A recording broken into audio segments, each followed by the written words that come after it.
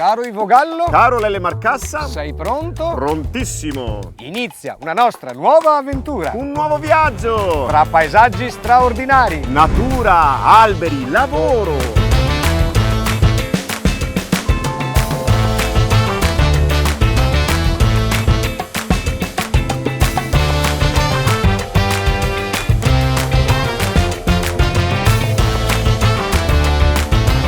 Protagonisti dei nostri viaggi sono i luoghi che la storia e l'ambiente ci regalano. State con noi. Inizia la Racola.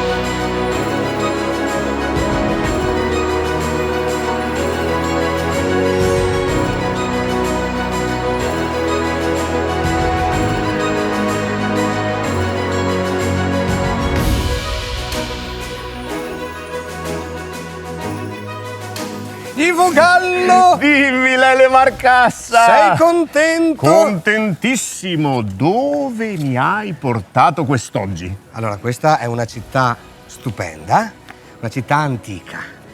Un tempo si chiamava Opitergium, adesso è Oderzo. Abbiamo trovato questa bella giornata con il cielo azzurro, la piazza è splendente, i portici del Rinascimento sono davvero qualcosa di meraviglioso in questa pianura veneta. Noi racconteremo Oderzo e parleremo tanto di arte, perché andremo alla scoperta di questo artista fondamentale per il movimento avanguardistico italiano che è Alberto Martini, ma tante altre cose. La piazza ci attende. Ma la scopriamo come? A piedi o? Parte della città la visitiamo in bicicletta. Andiamo okay? a prenderle, via!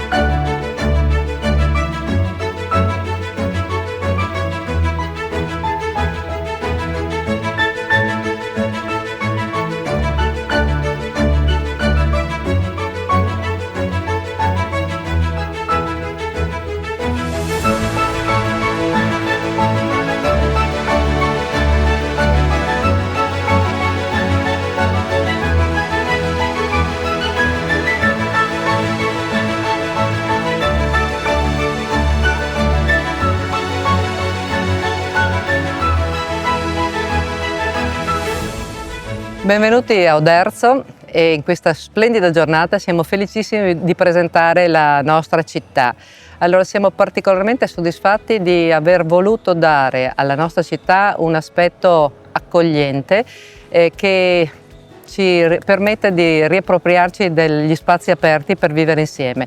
Già tradizionalmente questa piazza è famosa per essere una piazza immensa, ma noi abbiamo voluto mettere in comunicazione questa bellissima piazza con la piazza limitrofa, che con una splendida prospettiva verso Palazzo Porcia, e queste due piazze le abbiamo messe in diretta comunicazione con l'ambiente fluviale, e quindi la passeggiata che prima si concentrava solamente, diciamo, in piazza nel centro storico, adesso si estende anche a un ambito naturale. La possibilità quindi di andare in bicicletta fa di Oderzo una città diciamo dedicata alla natura e allo sport, ma non manca anche ovviamente la parte culturale, quindi tutte le, diciamo, il patrimonio archeologico, ma anche le bellezze artistiche architettoniche e artistiche, e ricordiamo che proprio in questo periodo quest'anno c'è la ricorrenza del 70° anniversario della morte di Alberto Martini, per cui c'è una meravigliosa mostra al Palazzo Foscolo e invitiamo quindi tutti ad andare a visitare anche questa mostra per non perdere questa occasione bellissima. E adesso vi lascio in compagnia di Lele e Ivo, che vi porteranno a visitare la nostra città nel modo che più ci piace, ovvero in bicicletta.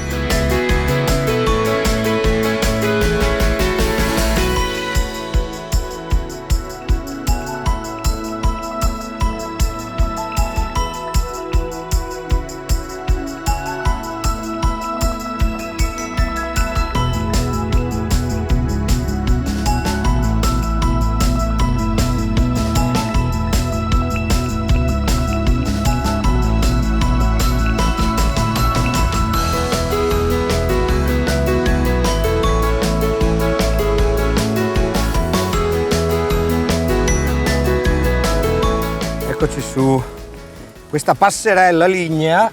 Questa è una passerella lignea? Sì, è giusto. È perfetta. Ponticello, mi piace. ponte. Beh, a parte che non è ponte neanche... di legno, in realtà non è solo di legno. No, non è neanche piccolo. Cioè... bello.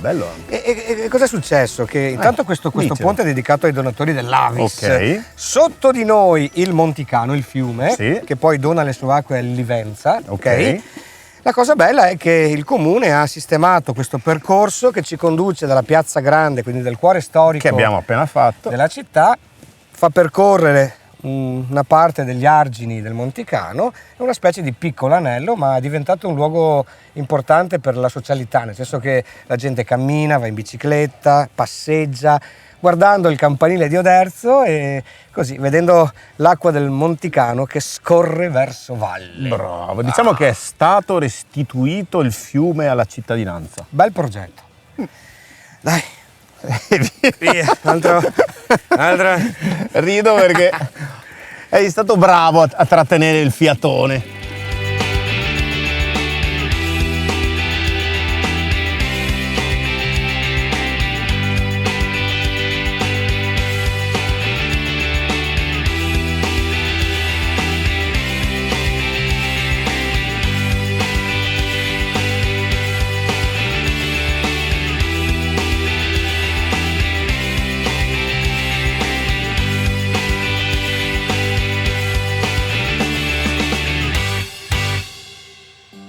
Vuole un fisico speciale per fare quello che ti pare, perché di solito a nessuno vai bene così come sei. Tu che cercavi comprensione, sai, trovi l'incompetizione, sai. Ci vuole un fisico bestiale, che siamo tutti ad un incrocio, sinistra o destra pure dritto. Il fatto è che è sempre un rischio. Vuole un attimo di pace, sai, fare quello che ti piace, sai. Ci vuole un attimo di pace, sai, fare quello che ti piace, sai.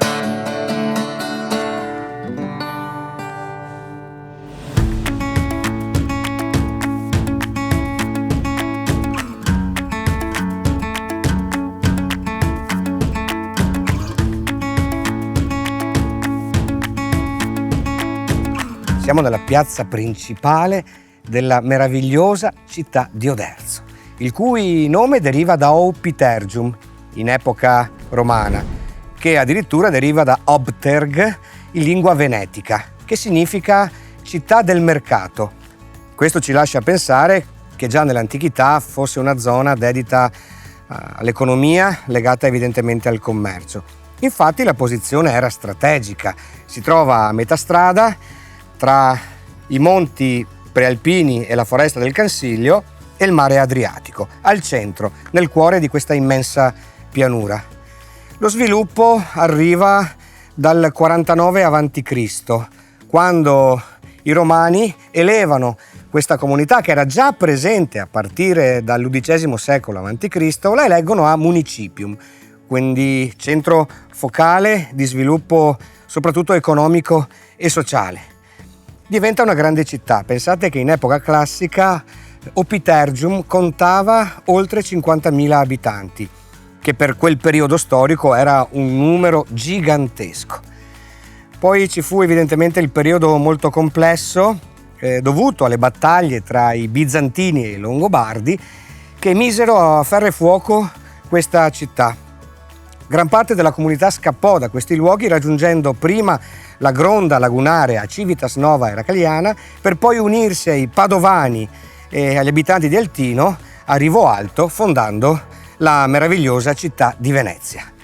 Il Medioevo è stato un periodo ovviamente difficile. Dopo questa grande distruzione, queste terre molto fertili, perché erano bagnate un tempo da due fiumi, il Monticano, che ancora oggi attraversa il centro di Oderzo, ma anche da un ramo estinto del fiume Piave, quindi terre produttive e fertili contese dalle famiglie feudali importanti del tempo, quindi i Da Camino, i Collalto e gli Scaligeri. Tutte battaglie e lotte e miseria, direi io, che termina nel 1380 con l'arrivo della Serenissima Repubblica di Venezia. E qua Oderzo, Opitergium, inizia a risplendere, perché le famiglie notabili, i proprietari terrieri del tempo, iniziano, con lo sviluppo economico, a costruire dei palazzi davvero meravigliosi.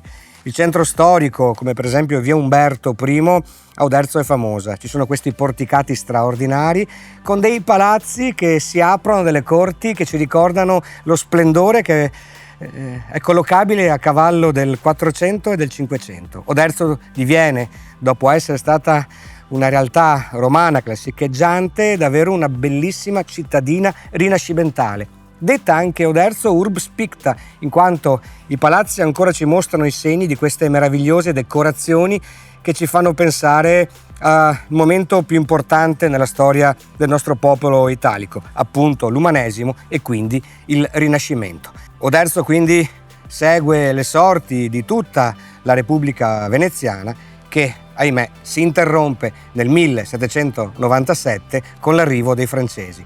Oggi è un centro economico davvero importante per il nord Italia e per questa regione, ma soprattutto è un luogo dove archeologia, arte, socialità e bellezza ci uniscono insieme, creando una sorta di meraviglia urbanistica.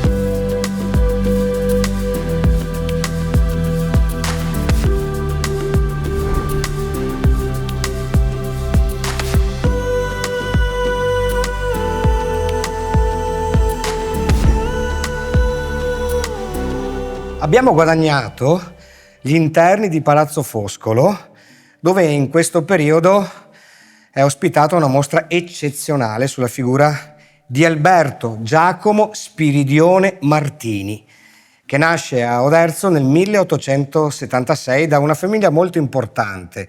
La madre era contessa, il papà un artista, un pittore. Proprio grazie alla figura paterna, nel 1890 Alberto inizia a disegnare e a dipingere. All'inizio i temi sono la campagna trevigiana e il lavoro dei contadini nei campi. Diciamo che comunque già dall'inizio del suo percorso, dopo il 1890, si inizia a intravedere quella perplessità sul senso della vita di intonazione simbolista. C'è un periodo molto importante legato al disegno con la china di Alberto Martini e qua si evince il suo gigantesco talento come grafico. Nel 1897 espone 14 disegni alla Biennale di Venezia e sembra che la cifra stilistica di Alberto Martini sia legata in qualche modo al disegno grafico cinquecentesco germanico, su tutti il grande Dürer. I personaggi di Alberto Martini disegnano una sorta di rivoluzionario grottesco, dove però c'è il trionfo della totalità dell'azione. Per questo è considerato un visionario nel mondo dell'arte, anche se i critici italiani non hanno avuto forse grandi considerazioni di lui all'inizio del Novecento, tanto che un po' amareggiato decide di trasferirsi in Francia, dove rimarrà sino al 1934. Forse la Francia ha dato stimolo artistico a questo grande personaggio, che si occupava anche di altro, di teatro, di progettazione, di poesia, quindi un uomo d'arte che ha creato una parte di quell'arte che ha fatto grande l'Italia. Tutto questo viaggio simbolista, direi anche surrealista, che parte però dal realismo ottocentesco, lo si vede all'interno di Palazzo Foscolo. Quindi il nostro invito più caro è quello di visitare questa mostra che si sposterà per certi versi anche in giro per l'Europa, ma adesso sentiamo le parole di Roberto, il presidente della Fondazione Oderzo Cultura.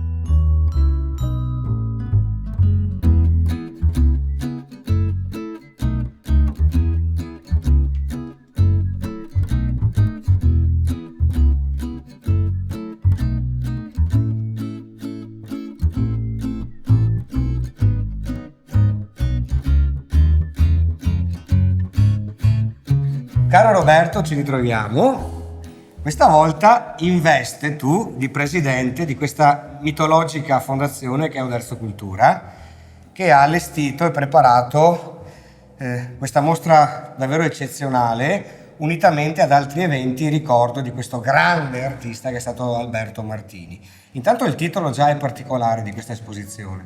Sì, il titolo recita Le storie straordinarie di Alberto Martini ed Edgar Allan Poe, cioè il tema principale è il dialogo tra un tema scritto e un tema figurativo, è particolarmente importante per Martini perché rappresenta l'inizio della modernità di Martini. Credo che debba essere considerato tra i precursori delle avanguardie del Novecento e non intendo tanto un discorso solo nazionale ma anche proprio internazionale occidentale. Ci sono altri eventi legati a questa figura, le giornate dedicate proprio ad Alberto Martini e non solo qui a Oderzo. Diciamo che questo è l'evento apicale delle celebrazioni martiniane che hanno una ragione precisa, il 70° anno dalla morte. Lui è morto l'8 novembre del 1954 e quindi è buona l'occasione per commemorarlo. Però c'è da dire che ci ha creduto anche Milano,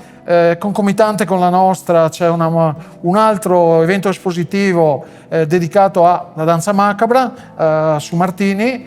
Quindi siamo all'interno di Palazzo Foscolo, nel cuore storico della città di Oderzo, e la mostra sarà visitabile fino fino al 25 marzo, quindi è un calendario lungo, però vista l'importanza dell'evento noi riteniamo che questo arco di tempo molto esteso consentirà a molti di vedere e di apprezzare fino in fondo, perché Martini è una figura singolare, l'abbiamo detto prima, per certi aspetti anche anomalo, perché eccentrico, un po' difforme dalle grandi avanguardie del primo Novecento. Se consideriamo che è un grafico, come nessun altro, però capace di controllare i dettagli minimi, e se consideriamo che non ha firmato manifesti, per cui è una figura isolata, però si consideri che dalla seconda Biennale è stato invitato a partecipare a tutte le biennali fino al 26 e che entro il 15 aveva già fatto una mostra a Parigi, una a Monaco di Baviera, 3 a Londra, una a Roma, una a Torino e un'altra a Bruxelles. Quindi aveva una visibilità che lo consacravano come artista internazionale a tutti gli effetti. Io ti ringrazio Roberto, mi tuffo all'interno di questi spazi sontuosi, di questo palazzo bellissimo che ospita la mostra dedicata ad Alberto Martini. So che il direttore Filippo Covre è alla caccia di bellezza con Ivo Gallo e quindi questa mostra va veduta, vissuta e davvero col cuore sentita. Grazie. Grazie.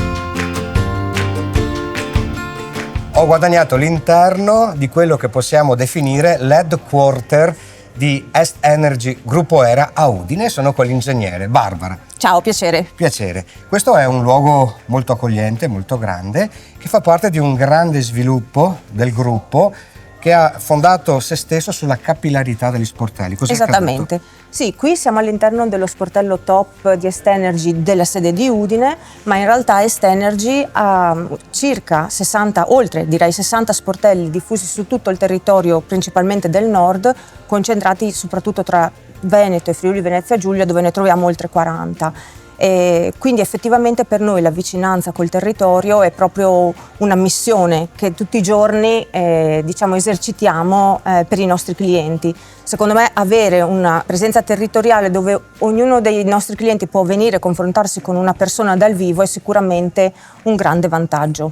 Qui luoghi molto grandi, accoglienti come questo, e poi ci sono invece degli sportelli più piccoli. Esattamente, abbiamo 3 sportelli top a Udine, Trieste e Padova, e poi abbiamo diversi sportelli cosiddetti small, perché proprio sono più piccoli, dai monooperatori a fino a 3 operatori, che coprono tutto il territorio, per esempio a Castelfranco, a Dolo, a Mirano, ma per esempio ad Oderzo, quindi dove effettivamente tra l'altro facciamo anche il servizio per Piave Servizi nella gestione dei clienti acqua, quindi siamo effettivamente ben distribuiti nel territorio. In questo ultimo anno soprattutto di grandi cambiamenti avete anche in qualche maniera rafforzato l'immagine, il layout del gruppo. Per noi non è solo importante che il cliente venga gestito e servito, ma è importante che si trovi bene all'interno dei nostri sportelli, e per questo già da diversi anni abbiamo iniziato un percorso di ristrutturazione. Nel 2024 ne abbiamo ristrutturati 10, prevalentemente proprio nel Veneto, e nel 2025 abbiamo in previsione di ristrutturare lo sportello top di Padova e più altri sportelli appunto più piccoli.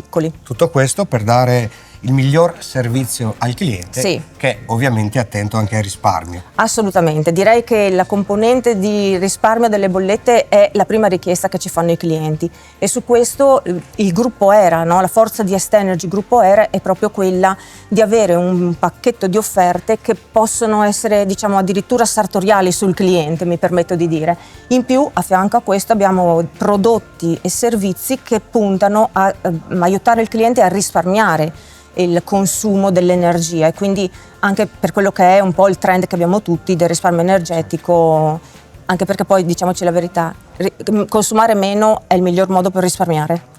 Quindi questo è un luogo, come dicevo, molto accogliente, uno dei luoghi principali dove tutto il giorno si svolge l'azione di accoglienza, di trattamento ovviamente del cliente in funzione della sua gioia energetica, mi verrebbe da dire. E quindi anche per il gruppo Era, come per tanti campi dell'arte, dell'artigianato, in qualche modo, il contenuto è super buono, si può risparmiare, ma poi c'è anche l'aspetto, estetico e ciò che si vede, che deve essere comunque allettante per chi arriva qui dentro. Io ti ringrazio, ingegnere, buon lavoro, Grazie. E viva Era e viva Est Energy. Grazie.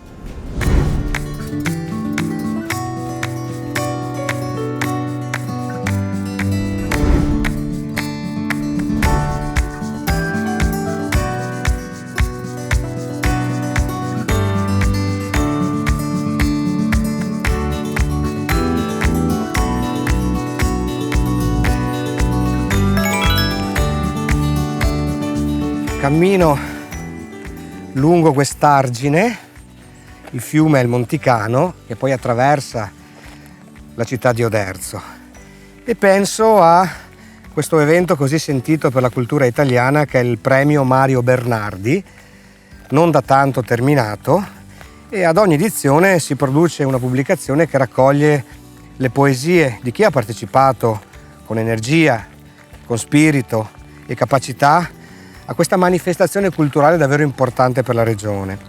Il tema di quest'anno era l'acqua. Ovviamente il premio è dedicato a Mario Bernardi, che è stato un grande opitergino, un poeta, un critico letterario, un grande intellettuale, nato nel 1931 e scomparso nel 2015. Ecco, tra le varie poesie, stavo sfogliando le opere partecipanti quest'anno, mi sono imbattuto in un componimento di Gian Domenico Mazzoccato. E perché mi ha colpito? Mi ha colpito perché mi sembrava per certi versi di leggere le parole di Andrea Zanzotto nel libro Filò, che fu pubblicato da quel grande uomo che era Tiziano Rizzo con la casa editrice De Ruzzante, veneziana. Tiziano Rizzo era di Sandona di Piave, amico di Fellini e di Zanzotto. E proprio Fellini, in accordo con lo stesso Rizzo, chiese a Zanzotto di scrivere una nuova lingua veneta per la sceneggiatura del film Casanova. Ecco, se leggete Filò di Zanzotto, dove fa uno studio poetico proprio su questa nuova lingua, questo componimento di Gian Domenico dedicato all'acqua, tema del premio di quest'anno. Sentite la lingua che usa: acqua che magna, acqua che furega, acqua cauterio, acqua slondrona, acqua ramengona, acqua senza raise, acqua che ranta, acqua che rantega.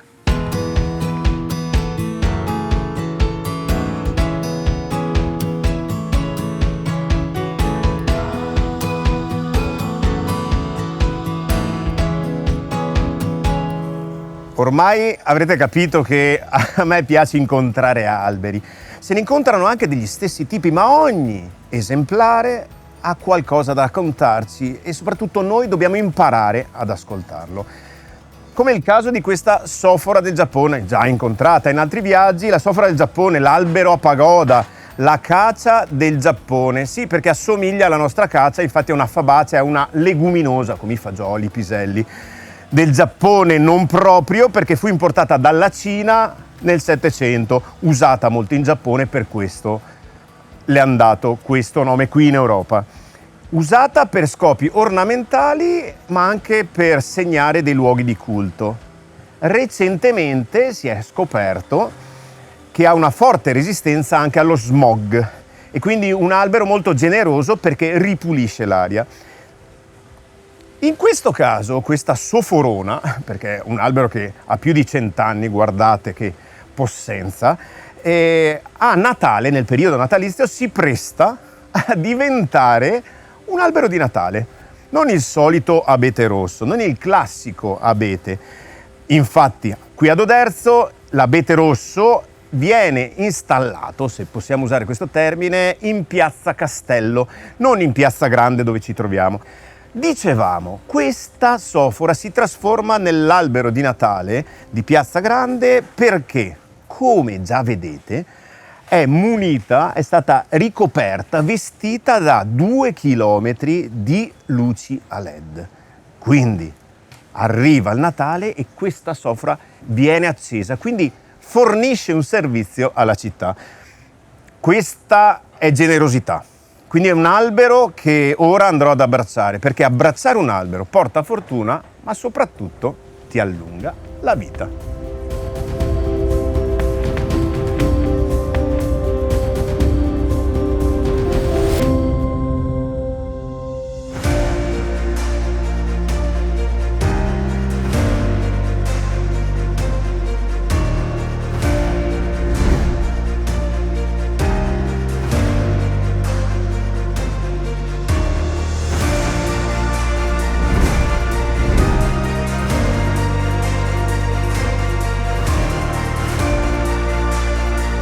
Siamo ancora all'interno di Palazzo Foscolo, dove oltre a questa grande esperienza che ci avvicina all'arte prima simbolica e poi surrealista di Alberto Martini, qui è conservata invece una storia molto diversa, ma comunque davvero complessa in senso positivo. L'arte legata al vetro, l'arte contemporanea. Carlo, dove siamo? Ci troviamo all'interno della collezione Zava, che è una collezione straordinaria e unica nei musei del nord Italia, che raccoglie una trentina di vetri di alcuni dei più grandi maestri del Novecento. Ci rimanda a un'esperienza particolare, la Fucina degli Angeli, cioè quando negli anni 50 a Venezia si sentì l'esigenza di rinnovare un genere che dopo secoli, quindi l'arte del vetro, iniziava ad essere un po' attardato, un po' invecchiato, e quindi Egidio Costantini, una persona lungimirante, si rivolse a grandi artisti come Pablo Picasso, Ernst, Cocteau, per introdurli a quest'arte e realizzare dei magnifici pezzi che ci circondano qui e che ora sono esposti in modo permanente a Oderzo. Quindi uno non si aspetta di trovare un'esperienza artistica davvero particolare, dove il vetro in qualche modo ha cambiato il suo essere, è divenuto qualcos'altro, e ci sono comunque dei pezzi da collezione davvero straordinari, Carlo. Certo, noi veramente siamo felicissimi di avere dei pezzi rarissimi. Per esempio abbiamo una vetrina con 4 vetri di Pablo Picasso, straordinari, che testimoniano il suo grande furore creativo. Costantini negli anni 50 cercò Picasso, andò a Parigi pur di conoscerlo e poi riuscì a incontrarlo finalmente in Costa Azzurra. Picasso fece i bozzetti, i disegni che vennero tradotti in alcuni capolavori, tra cui, devo dire, quello più bello che noi abbiamo è una figura di Bacco, questa figura così vitalistica, il dio del vino ovviamente, e Picasso amava queste figure della mitologia cariche di eros, di vitalità, di energia, un po' come la sua pittura. E forse un'altra opera per me molto bella è una scultura di Fernandez Arman, uno scultore francese che negli anni 60 fu uno dei protagonisti del Nouveau Realisme, questo genere artistico che prendeva oggetti normali, quotidiani, degli oggetti della strada e li risignificava. Era ovviamente una critica al consumismo e a un mondo che idolatrava gli oggetti. Grazie Carlo. A voi. Grazie di cuore.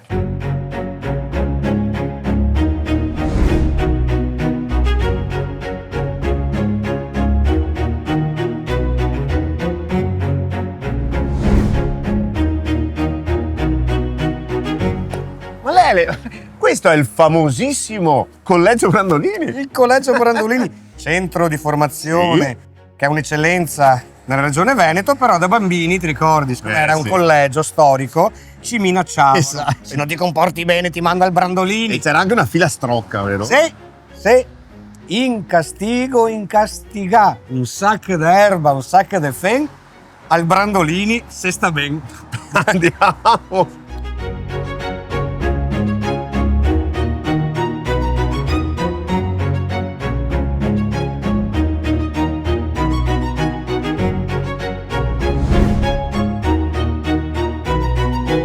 Qui al Brandolini ha sede anche l'Engim. Engim sta per Ente Nazionale Giuseppini del Murialdo ed è la fondazione che raggruppa in Veneto le scuole professionali e gli istituti tecnici, oltre la scuola di restauro di Vicenza. Qui al Brandolini abbiamo circa 250 ragazzi che sono divisi in 2 percorsi, il percorso del benessere e della conciatura e il percorso dell'agroalimentare, dove insegniamo a fare pizzeria, panificazione, pasticceria, snack e cucina all'ultimo anno. Sono percorsi di 4 e di 5 anni che adesso vi porterò a vedere.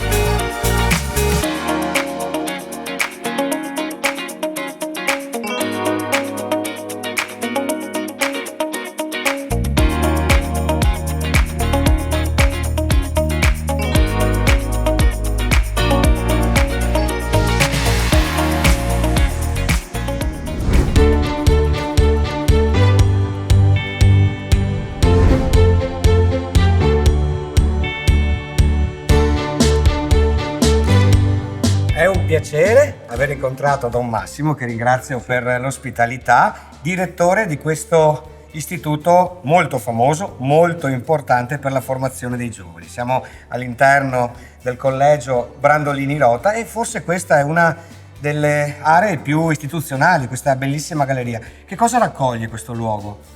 Beh, l'istituto è nato nel 1889 come un piccolo patronato di campagna e si è sviluppato subito nei primi anni come scuola e convitto collegio. Per volontà di Monsignor Brandolini Rota, di cui qui abbiamo i busti suo e dei suoi genitori, che hanno messo i soldi perché questo diventasse un centro di formazione umana e cristiana per tanti ragazzi, per generazione e generazione. E così è stato. Per esempio, se potessi dirvi, fin dalle origini questo istituto ha accolto centinaia di ragazzi anche per soggiornare. Ha poi avuto una fase un po' difficile nella prima guerra mondiale, come tutta la sinistra Piave del resto, per poi riprendere negli anni 20 e 30. Negli anni 30 è nato anche il liceo scientifico, dopo che esisteva già il ginnasio. E poi nel secondo dopoguerra si sviluppano tutti i settori scolastici che ci sono anche ora, primaria, medie, liceo scientifico, economico-sociale e la formazione professionale. E quindi questo istituto ha attraversato i decenni di questo ultimo secolo e mezzo e infatti conserva delle cose molto interessanti come la biblioteca storica. Qui siamo proprio a fianco della biblioteca con libri antichi che sono pervenuti qui, non sappiamo, da tante situazioni diverse, o il museo molto interessante che è proprio partito negli anni 30 assieme al liceo scientifico. Ed è rimasto un luogo formativo cristiano, ma d'eccellenza in regione. D'eccellenza, sì, adesso noi non vogliamo sembrare troppo eccellenti, diciamo, non vogliamo tirarcela troppo, ecco, diciamo un istituto che punta molto sulla formazione integrale dei giovani da tutti i punti di vista, non solo culturale ma anche quella umana, di educazione e di fede cristiana, certamente. È un ruolo importante all'interno di questo luogo che è bellissimo anche dal punto di vista architettonico. C'è molto sport, Don Massimo. Sì, abbiamo tanti impianti sportivi. Proprio per la presenza di questi impianti sportivi abbiamo creato anche il liceo scientifico sportivo.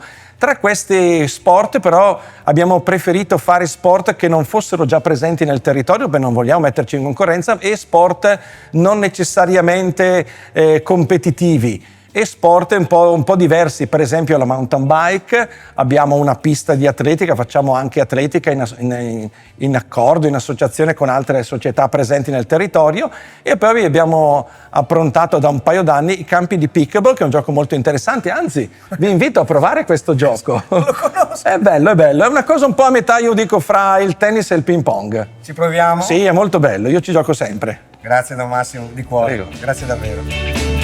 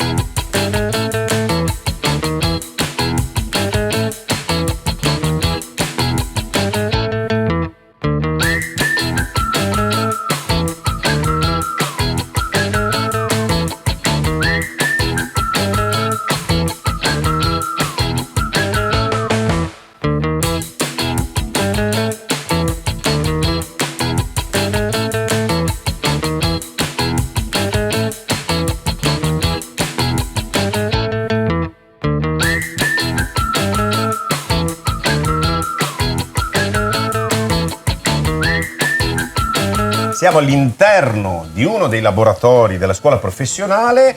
Sono qui con Paolo ed Enrico. Cos'è questa strana cosa? Sì.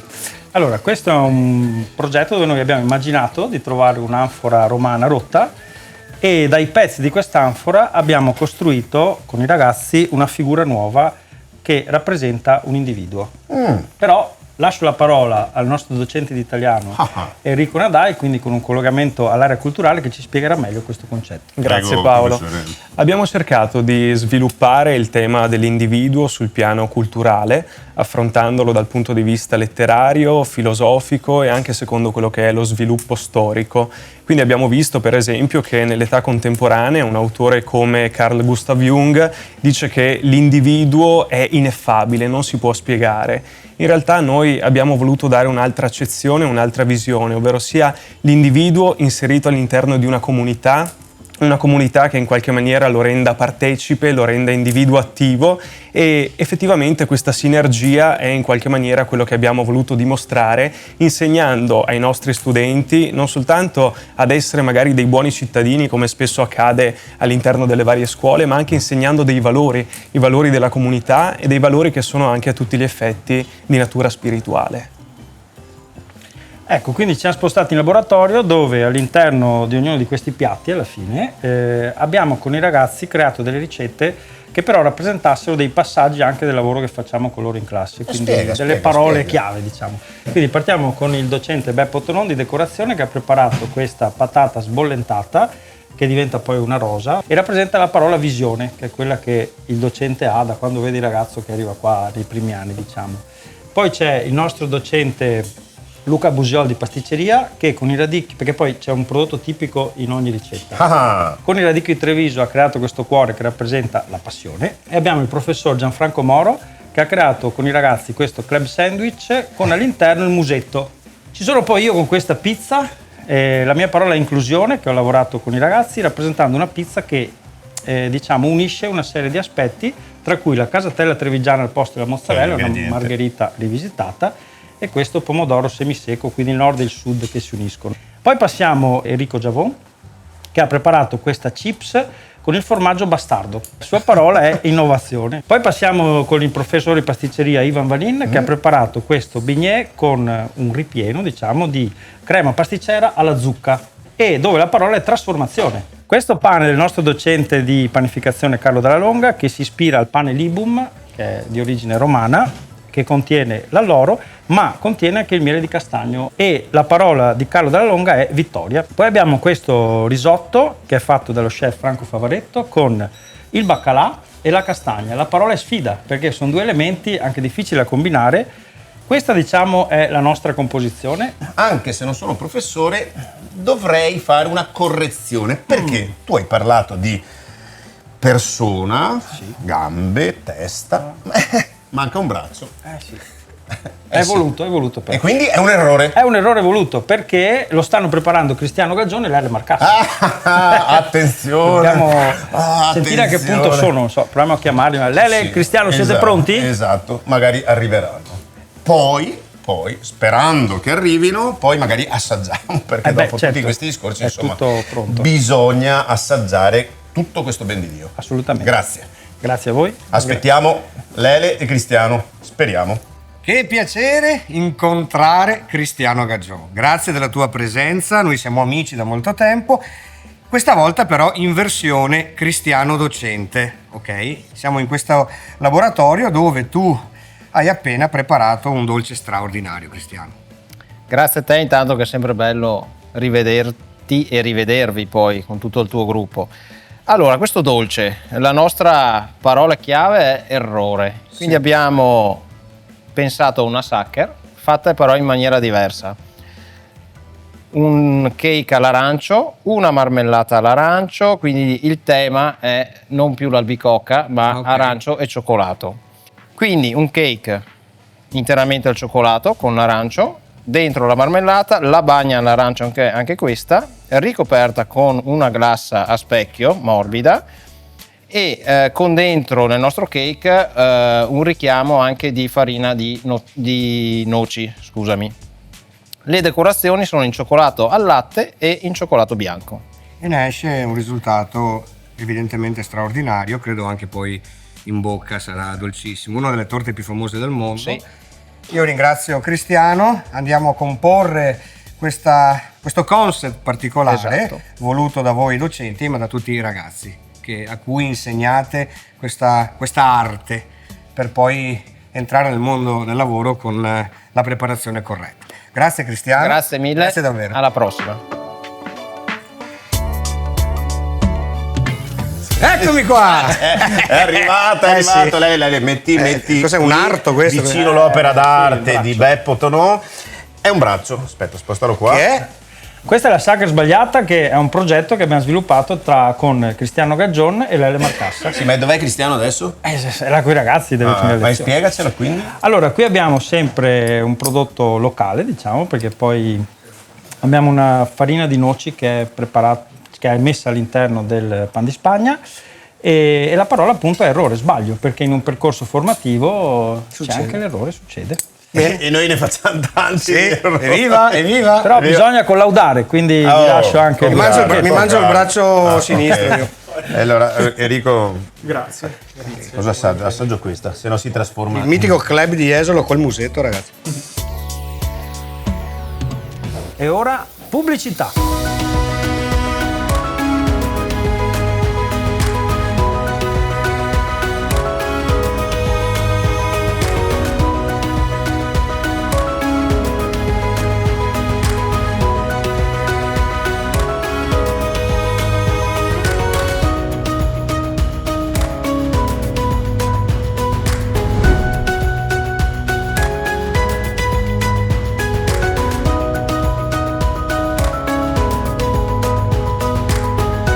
Siamo all'interno della sala consigliare del municipio di Oderzo.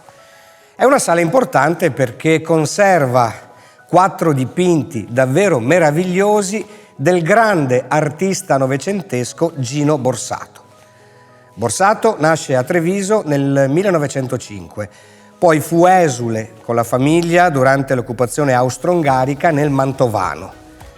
Il padre a un certo punto apre una bottega, riesce ad aiutare il figlio, il quale compie gli studi del liceo artistico per poi diplomarsi all'Accademia delle Belle Arti di Venezia, sotto la guida di un assoluto maestro della pittura veneta che è Ettore Tito. E questo consente al giovane Gino di percorrere la strada artistica sotto una guida davvero eccezionale. Perché sono così importanti questi dipinti? Intanto perché sono, dal punto di vista stilistico, davvero meravigliosi, ma soprattutto perché sono figli del periodo storico in cui Borsato li dipinge. Ricordiamo anche che l'artista ebbe, tra virgolette, la fortuna negli anni '20 di dipingere tantissime pale d'altare. Questo perché? Perché il Veneto riparte, viene ricostruito dopo la Grande Guerra e c'era bisogno di quindi mettere mano alle chiese distrutte.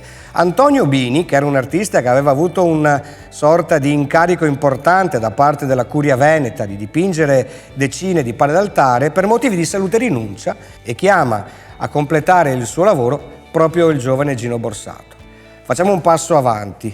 Torniamo appunto negli anni 30. Nel 1935 inizia la campagna d'Etiopia del fascismo italiano, quindi diciamo che il governo dittatoriale di quel periodo era l'apice del nazionalismo, della forza popolare, per cui in qualche modo si interrompe quella ricerca avanguardistica della pittura anche italiana per ritornare a un linguaggio più vicino alla gente, un linguaggio che riproponesse la forza delle genti, degli eroi del tempo, per cui i temi sono molto particolari e raccontano un po' anche la città di Oderzo. Cosa accade? Il dipinto che sta alle mie spalle raffigura il combattente opitergino Capitone, arruolato nell'esercito romano dalla parte di Cesare contro Pompeo, che piuttosto di consegnarsi al nemico si suicida.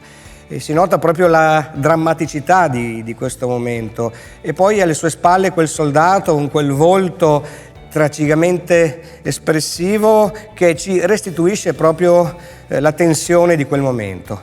Poi bellissimo è il dipinto che raffigura l'elezione del primo doge di Venezia.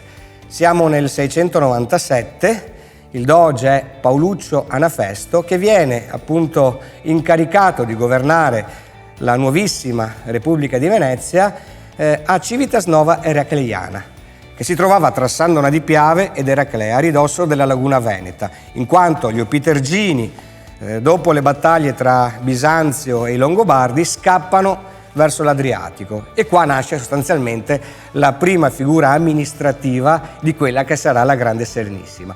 Altro episodio ci mostra invece la piazza di Oderzo nel 1917, quando l'occupazione austro-ungarica decide di addirittura togliere le campane bronze per far delle armi, staccandole dal campanile, con la rivolta, la resistenza da parte del popolo, che era sostanzialmente formato da bambini, donne e anziani, in quanto tutti gli uomini in quel momento erano occupati al fronte dopo la rotta di Caporetto.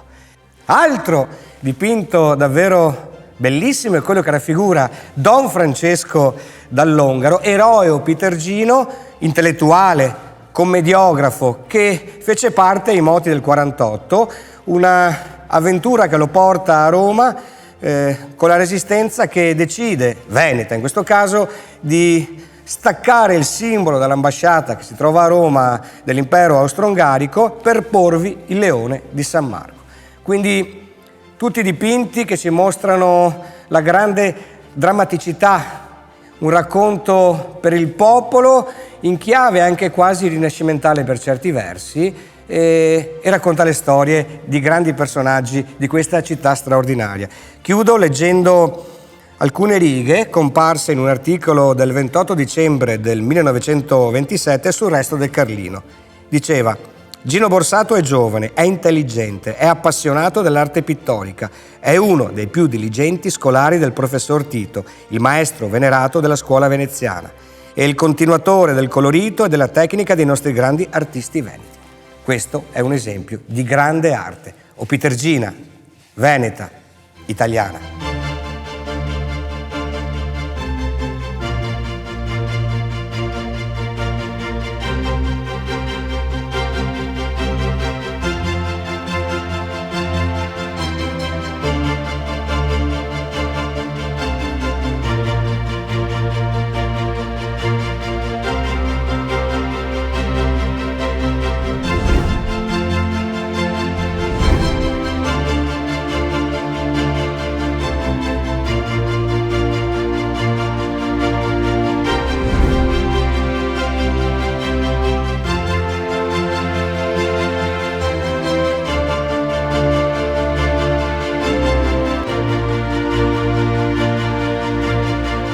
È un piacere incontrare la dottoressa Marta, che è la conservatrice di questo luogo importante per la città di Oderzo, ma direi per tutto il Veneto.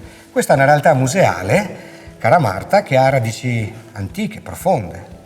Sì, esatto, perché infatti il Museo di Oderzo apre al pubblico nel 1881.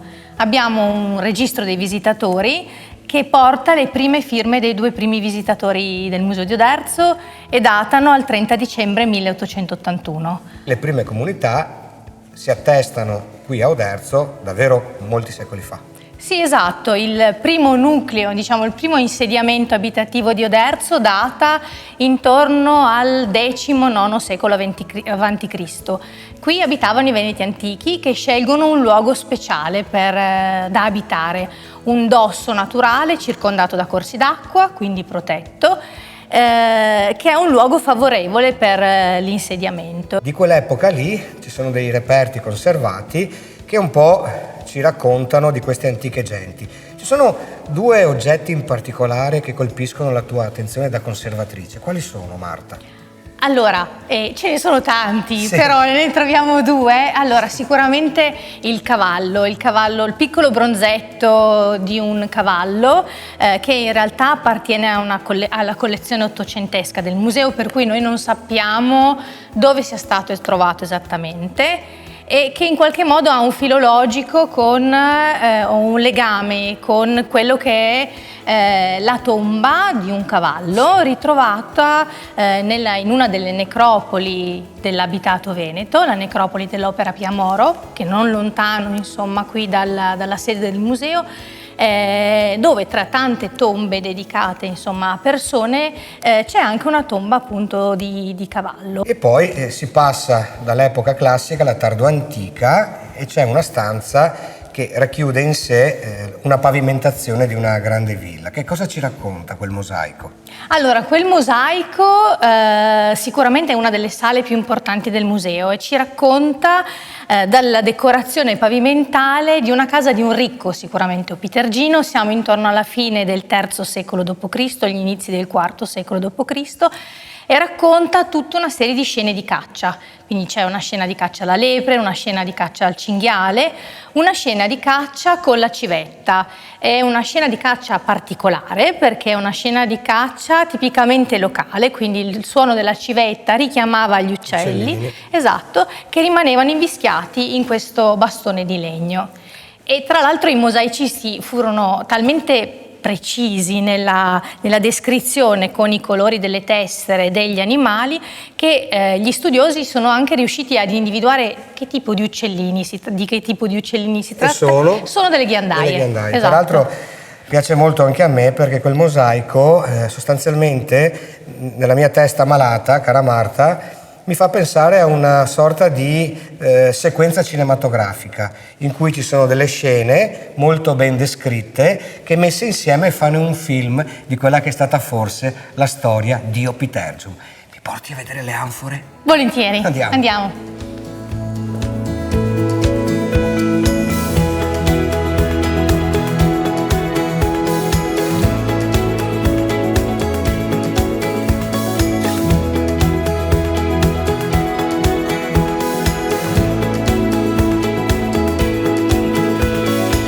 Cara Marta, queste sono solo alcune delle tante anfore contenute all'interno del Museo Nobellis, vero? Sì, e non solo del museo, ma anche dei suoi depositi, che sono davvero tutto quello che la città ha restituito, quindi soltanto una piccola parte esportata qui in museo, una parte molto importante invece è visibile in un percorso nelle città, insomma in una passeggiata cittadina è possibile vedere alcune delle aree monumentali dell'antica città romana di Oderzo. E in particolare è possibile vedere l'area del foro romano della città, quindi della grande piazza pavimentata con blocchi di trachite euganea e dei resti di una grande domus che era molto vicina all'area del foro, quindi separata solo da una delle strade principali della città romana. Siamo più o meno in età augustea, questa grande casa che aveva delle pavimentazioni decorate con dei mosaici molto, molto pregiati, un po' come quelli che abbiamo qui in museo,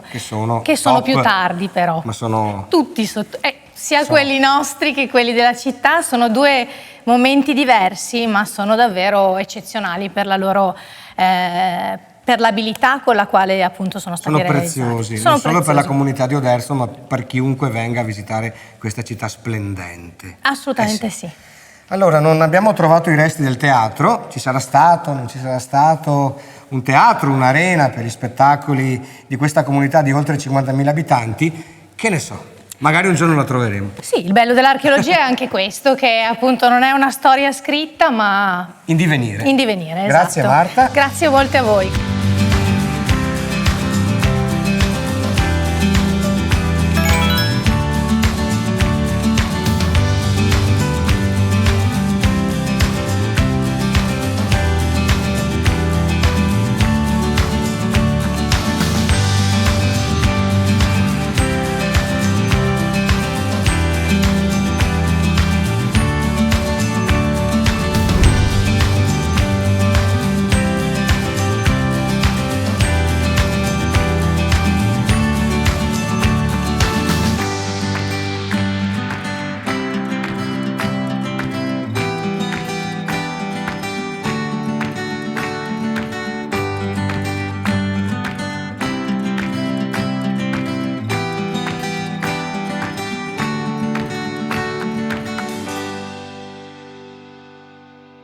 Oderzo, città d'arte, città di storia, ma anche città di sport. Infatti siamo in questo palazzetto, in questa palestra, dove si pratica la pallamano. Tra l'altro è uno sport a me molto caro perché da ragazzino giocavo a pallamano e siamo qui con Alessandro che è il coordinatore, allenatore, il guru di questo progetto Opitergino. Raccontacelo. Ma sì, questa è una realtà che comunque esiste nel territorio da tanto tempo. sia a livello maschile che a livello femminile. Io sono stato coinvolto a fine della scorsa stagione da un mio collega che era l'allenatore qua appunto della Pallamano Oderzo, e per suoi problemi personali mi ha coinvolto, mi ha chiesto di aiutarlo e sono venuto infatti a fine della scorsa stagione e sono rimasto perché mi è piaciuto il progetto, si sta bene, lavoro con persone di fiducia in gamba e ho deciso di continuare. Il progetto vede proprio un investimento sulla gioventù. Esattamente, la nostra società diciamo che farà tutti i campionati giovanili a partire dall'Under 14, 16, 18 e A2. La prima squadra gioca in A2, ma all'80% è formata da Under 18, per cui si investe molto sulle giovani. Dovete sapere che Alessandro però è un VIP della pallamano, anche se lui preferisce non dirlo. 5 anni è stato capitano della nazionale, poi è l'allenatore più vincente d'Italia. Raccontaci un po' di storie, dai. Sì, siamo curiosi. Nel senso che ho praticato la pallamano, il mio sport, sin da bambino. È normale che prima di diventare allenatore è stata la mia attività sportiva per passione e poi ne ho fatto il mio lavoro, per cui ho ottenuto questi risultati. Ho giocato in nazionale, ho vinto poi da giocatore e anche da allenatore ai massimi livelli, Serie A maschile, e niente, la pallamano, come per tante altre persone che fanno sport, è la mia vita. Ne ho fatto dalla passione, ne ho fatto il mio lavoro e ho incentrato tutta la mia vita su questa disciplina sportiva. Il bello è che Alessandro proprio questa passione, questo amore per questo sport adesso lo sta trasmettendo ai giovani, alle nuove generazioni, e sappiamo bene che associare l'educazione dei giovani ad uno sport è una cosa fondamentale. Quindi grazie Alessandro. Senti, ma ci lasci fare 2 tiri e me le proviamo? Che magari... Ma volentieri. Okay. Quindi adesso siete voi pronti, ma sapete che si usa la pece e la colla? Ah dai, sì, proveremo, dai. Proverete? Sì, vai. Va bene. Grazie Ale, grazie. Prego.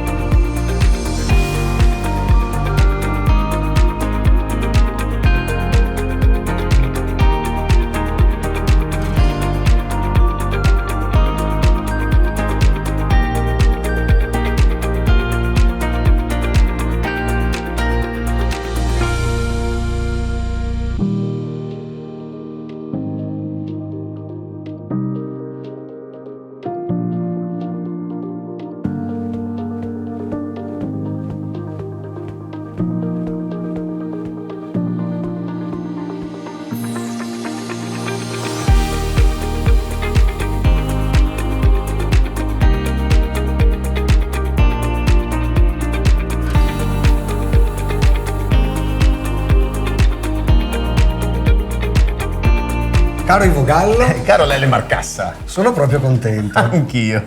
Perché potremmo dire, a casa di un amico, di Florian, che è un produttore di vini, ha una bellissima azienda agricola ma soprattutto è un imprenditore che in questi anni ha sposato perfettamente il prodotto, il vino, alla cultura. Infatti qui c'è un riassunto un po', ma continua pure. Infatti hai scelto di sposare la tua produzione a questa importantissima mostra dedicata ad Alberto Martini. Cos'è successo, Flori? Esatto, no, diciamo che abbiamo accolto con grande entusiasmo la possibilità di collaborare con Oderzo Cultura per promuovere la mostra su Alberto Martini, perché proprio l'abbinamento tra arte e vino è nelle corde della nostra azienda. Infatti la nostra filosofia aziendale è proprio quella di intendere e promuovere il vino non tanto come un prodotto industriale, ma come un bene culturale da abbinare ad altre attività culturali. E da 3 anni collaboriamo anche con Arte Laguna, che è la mostra d'arte contemporanea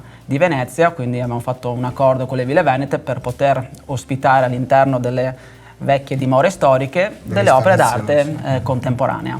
Proprio nella tua bellissima bottaia, per questo momento dell'anno, finché ci sarà la mostra al Palazzo Foscolo di Oderzo, l'hai dedicata anche tu ad Alberto Martini.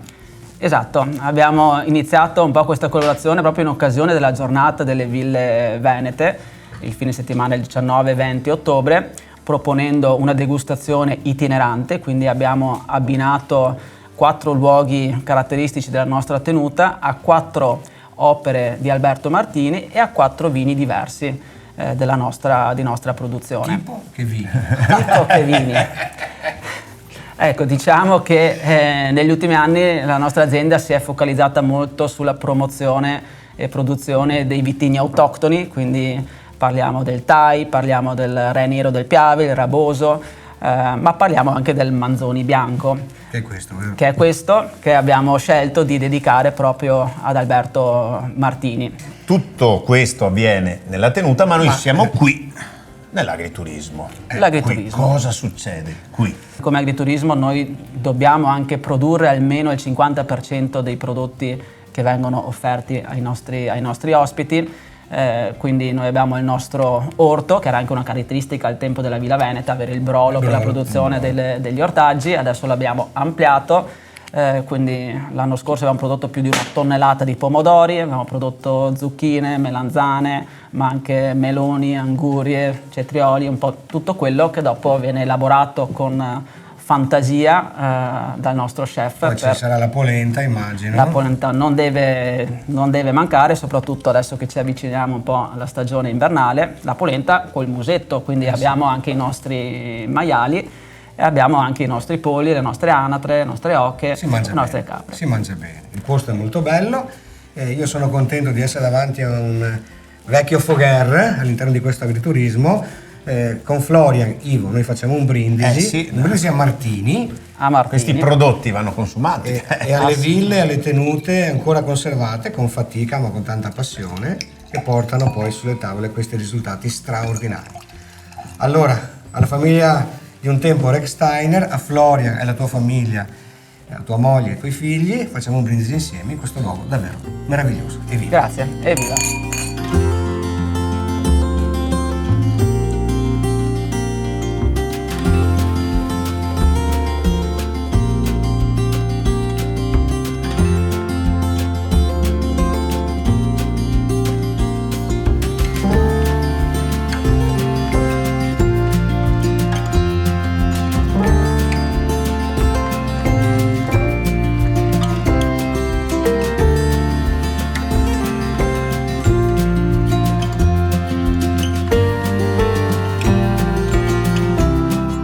Caro Ivo Gallo. Caro Lele Marcassa.